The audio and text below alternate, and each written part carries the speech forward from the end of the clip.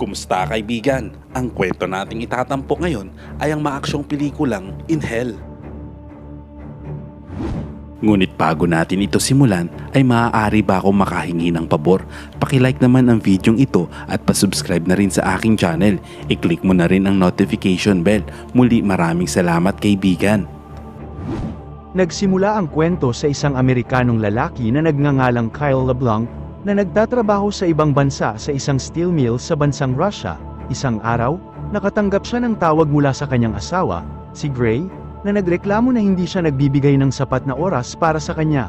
Dahil dito, plano ni Kyle na magpahinga ng ilang araw sa kanyang trabaho para makasama niya ito at magkaroon sila ng quality time. Nang gabi ring yun, nagmaneho si Kyle pauwi at sa kanyang paglalakbay, tinawagan niya ang kanyang asawa upang ipaalam sa kanya ang tungkol sa kanyang pagbisita. Gayunpaman, hindi inaasahan ang mga bagay nang marinig niya ang sumisigaw na boses ng kanyang asawa sa telepono. Lumalabas na isang lalaking nagngangalang Sergio Coves ang pumasok sa bahay at sinasaktan ang kanyang asawa sa mga oras na iyon.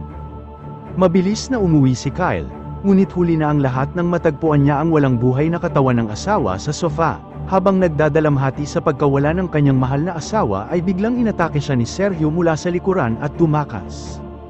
Galit na hinabol siya ni Kyle sa mga kalye at nakipag-away, gayunpaman, hindi nagtagal ay nahuli sila ng pulisya. Sa sumunod na eksena, ang dalawang lalaki ay iniharap sa korte, ngunit binayaran pala ni Sergio ang judge kung saan idineklara na hindi siya guilty dahil sa kakulangan ng ebidensya. Nagalit si Kyle sa hindi makatarungang hatol na ito, gumawa si Kyle ng marahas na aksyon sa pamamagitan ng pang-aagaw ng baril at binaril si Sergio ng maraming beses sa harap ng buong courthouse bilang paghihiganti. Pagkatapos ng krimeng ito, siya ay sinintensyahan ng habambuhay na pagkakakulong ng walang posibilidad na parol.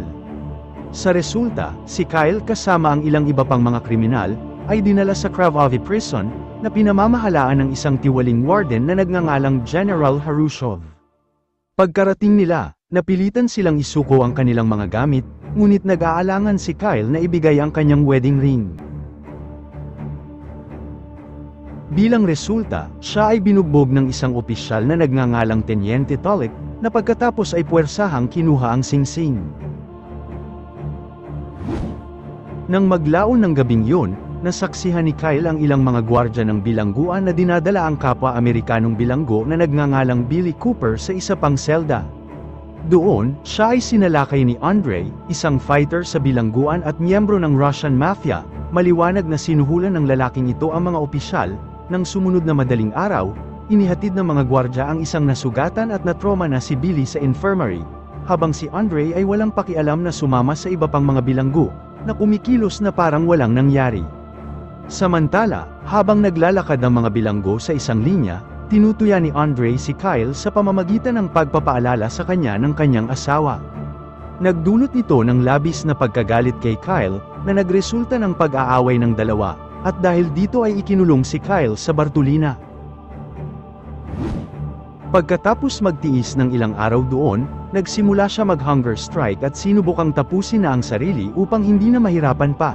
Gayunpaman, sa huling sandali, naalala niya ang magagandang sandali kasama ang kanyang asawa, na nag-udyok sa kanya na dapat pa siyang mabuhay. Makalipas ang ilang araw, inilipat si Kyle sa isang selda kasama ang inmate 451, isang African-American na bilanggo, na kilala sa buong bilangguan dahil sa pagpatay niya sa tatlong dating kasamahan niya sa selda. Medyo natatakot si Kyle sa reputasyon ng kanyang cellmate, ngunit hindi na lang siya umimik. Isang araw, binisita siya ng bayaw ni Kyle sa bilangguan at sinabing nailibing si Gray ng maayos. Nangako rin siya na ginagawa niya ang lahat para mailabas si Kyle sa kulungan. Samantala, iminungkahi naman niya kay Kyle na magbigay ng pera sa mga gwardya upang mas gumaan ang kanyang buhay sa loob. Kinabukasan, nakilala ni Kyle si Billy sa yarda ng bilangguan, at nakipag-usap siya dito. Nalaman niya na hanggang 18 buwan ang kanyang sentensya sa loob dahil sa pagmamaneho ng lasing at kung saan naibanggapan nito ang sasakyan sa isang restaurant. Naputol ang kanilang pag-uusap nang lapitan sila ng isa pang Amerikanong preso na nagngangalang Malachi, na nakaupo sa wheelchair. Ipinaliwanag niya ang politika ng bilangguan at ang iba't ibang mga gang sa loob, kabilang ang alyansa ng Russian Mafia sa mga gwardya ng bilangguan. Habang lumilipas ang panahon, pinipilit mamuhay ni Kyle ng maayos sa bilangguan, bagaman patuloy siyang tinutuya ni Andre, na nag-udyok sa kanya para lumaban.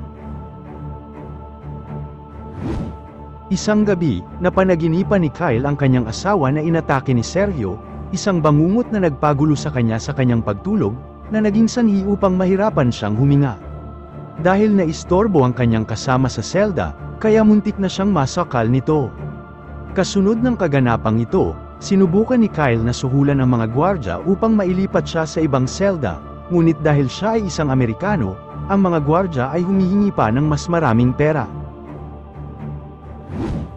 Ang eksena ay lumipat pagkatapos ng ilang araw, na nagpapakita ng isang kaganapan sa labanan na inorganisa sa loob ng bilangguan. Sinabi ni Malachi kay Kyle na si General Harushov ang nag-oorganisa ng mga labanang ito kung saan tumataya sila sa mga fighter. Si Andre, na siyang undefeated fighter sa loob, ay brutal na binugbog ang isang preso, habang naglalaban sila. Tinanong ni Kyle si Malachi tungkol sa kung lumalaban ba si Inmate 451, sinagot niya naman na hindi ito nakikilahok dito. Gayunpaman, kumikita ang mga opisyal ng bilangguan sa pamamagitan ng paglalagay ng ibang mga bilanggo sa kanyang selda at pagkatapos ay tinatanggap ang kanilang mga request na lumipat sa pamamagitan ng pagbibigay nila ng pera. Sa kabilang banda, ang mga bilanggo ay inatasan din ng mabibigat na gawain, habang nagtatrabaho ang lahat. Nagpasya ang ilan sa mga miyembro ng gang na pag-try pa nila si Kyle, inasar nila ito hanggang sa magalit siya at inatake sila nito. Bilang resulta, brutal na binugbog ng mga miyembro ng gang si Kyle pagkatapos ay ibinalik siya ng mga gwardya sa Bartolina. Sa selda na ito, palagi niyang naririnig ang nakakagambalang tunog ng isa pang bilanggo mula sa kabilang selda. Sa kabila nito, wala siyang magawa kundi ang kumatok sa dingding. Pagkaraan ng isang buwan, nakalaya na si Kyle mula sa Bartolina, at ngayon ay nagbago na ang kanyang hitsura dahil sa paghaba ng buhok niya at balbas. Habang nagsasalo-salo sa pagkain ng mga bilanggo, nilapitan ni Andre si Kyle at sinimulan siyang kutsain nito gaya ng dati. Naging sanhi ito ng labis na pagkagalit ni Kyle, at dahil dito isang gulo ang naganap sa pagitan nila. Di nagtagal, ang mga gwardya ng bilangguan ay dumating at inawat ang kaguluhan, samantalang si Kyle ay muling ikinulong sa Bartolina.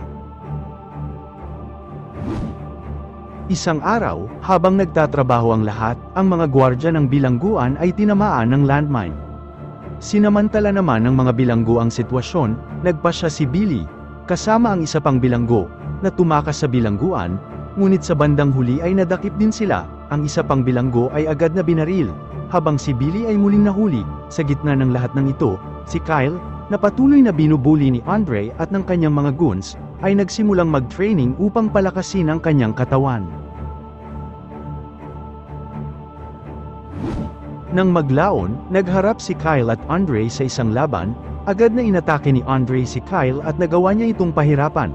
Gayunpaman, nagulat ang mga taong nanunood dahil sa hindi nila inaasahan na may ibubuga pa pala ito at nilabanan niya si Andre ng buong lakas, at nagawa niya itong tapusin sa pamamagitan ng pagkagat nito sa kanyang leeg. Kasunod nito, si Kyle ay nagdusa ng mental breakdown habang ang mga bilanggo at gwardya ay tila natakot sa kanya habang pinapanood siya.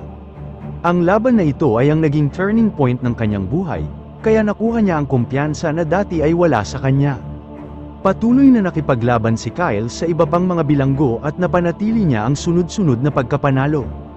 Kalaunan ay nakilala siya ng husto at nakuha ang respeto ng iba pang preso.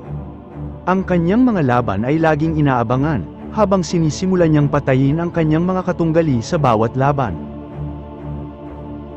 Bukod dito, tinanggihan niya ang anumang tulong mula sa kanyang bayaw at mula sa Embahada ng Amerika, dahil sa kanyang paniniwala na walang magbabago. Nag-aalala sina Malachi at Billy sa pagbabago ng ugali ni Kyle. Sa isang pagkakataon, tinanong siya ni 451, "Kilala mo ba ang iyong sarili?" At sinagot niya ang kanyang sarili.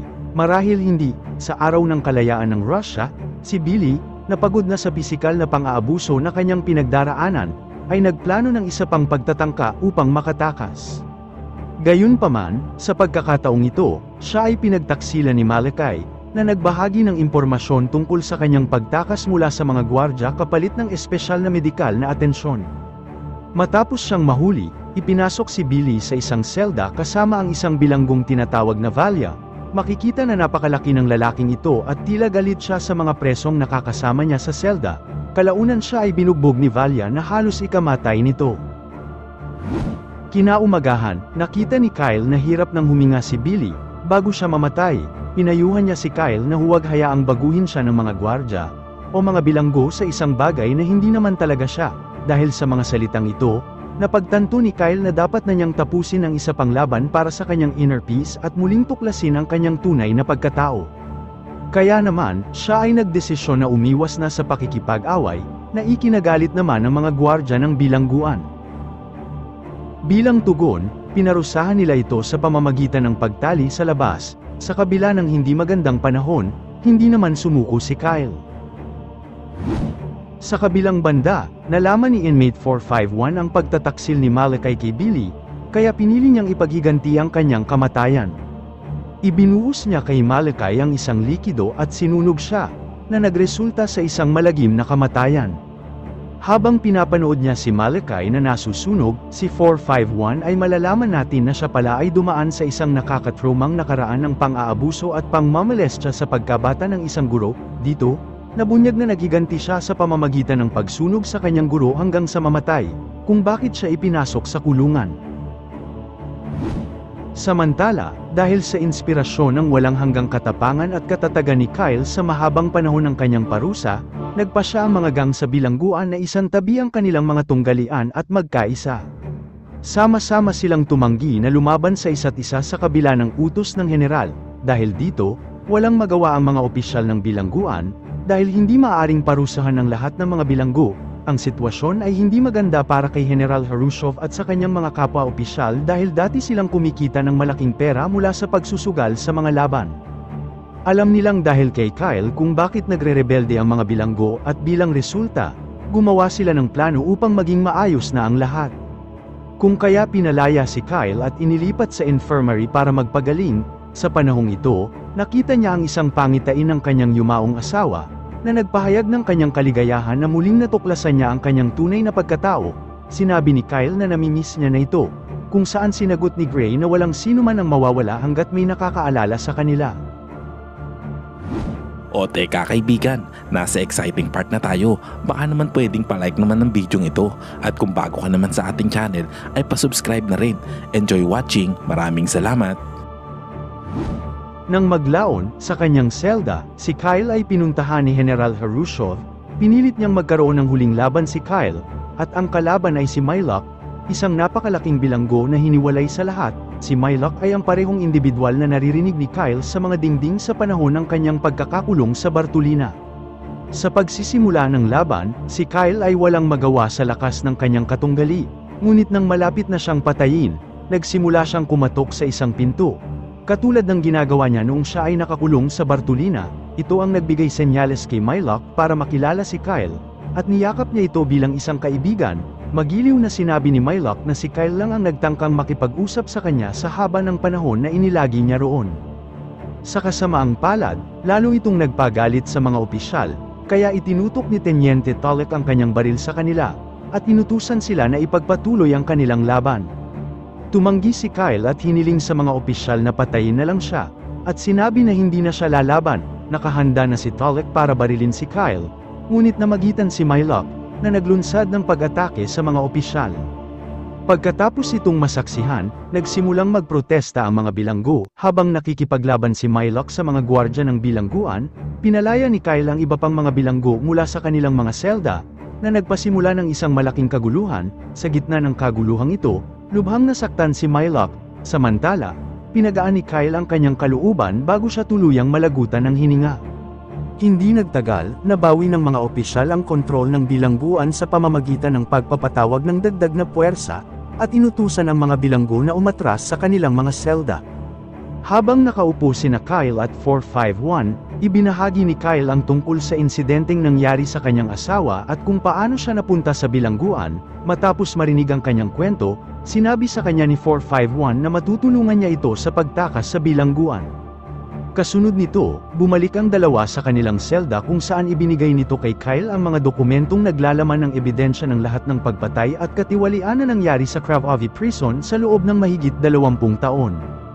Hinimok niya si Kyle na ilantad ang impormasyong ito sa gobyerno ng US, at sumang-ayon naman ito sa kanya. Para sa kanyang pagtakas hiniling ni 451 kay Kyle na lumaban sa huling pagkakataon upang malihis ang atensyon ng mga opisyal. Si Kyle ay nag-aalangan sa ideya. Ngunit pagkatapos na ma-motivate ng kanyang ka-cellmate, pumayag siya. Kinabukasan, nakaschedule si Kyle para labanan si Valia. Sa simula ng laban, nagawa ni Kyle na makalamang at nasaktan niya si Valia ng husto. Sa sobrang galit, bumunot si Valia ng kutsilyo para saksakin si Kyle. Ngunit hindi niya sinasadyang nasaksak ang pinuno ng Russian Mafia, na naging sanhi ng kanyang pagkamatay. Pagkatapos ay ginamit ni Kyle ang pagkakataong ito upang iuntog ang ulo ni Valia sa salalaki. Pagkatapos ng laban, kinuha siya ng mga gwardya upang patayin, gaya ng inaasahan ni 451, pagkatapos ay dumaan sila sa isang lihim na daanan upang ma-access ang garahe, kung saan siya ay naglunsad ng isang sorpresang pag-atake at pinatay ang isa sa mga gwardya. Samantala, hinawakan ni Kyle si Tollett habang tinutukan ng baril at inipit siya sa ilalim ng kotse bago kinuha ang susi para mabuksan ang kanyang pagkakaposas. Kinuha din ni Kyle ang kanyang wedding ring at nagbalat kayo na nagsuot ng uniforme ng gwardya. Hiniling niya kay 451 na sumama na sa kanya. Ngunit tumanggi ito at sa halip ay hiniling sa kanya na tiyakin na malalaman ng mundo ang tungkol sa lugar na ito. Kasunod nito, matagumpay na nakaalis si Kyle mula sa bilangguan, habang si 451 ay nagtungo sa opisina ng general at pinatay si Harushov para sa kanyang mga maling gawain. Pagkatapos nito, si 451 ay naglock pabalik sa kanyang selda, samantalang si Kyle ay nagawang bumalik sa kanyang sariling bansa. Sa huling eksena, makikita na ang katiwalian ni Cravovi ay nalantad na at ang bilangguan ay isinara na. Sana'y nagustuhan mo kaibigan ang kwentong ating itinampok. Kung magkagayon, ay baka naman pwedeng pakilike ang video ito at pasubscribe na rin sa aking channel. Kung hindi mo naman ito nagustuhan, ay pwede mong pindutin ang dislike button ng 2 beses para makasigurado ka.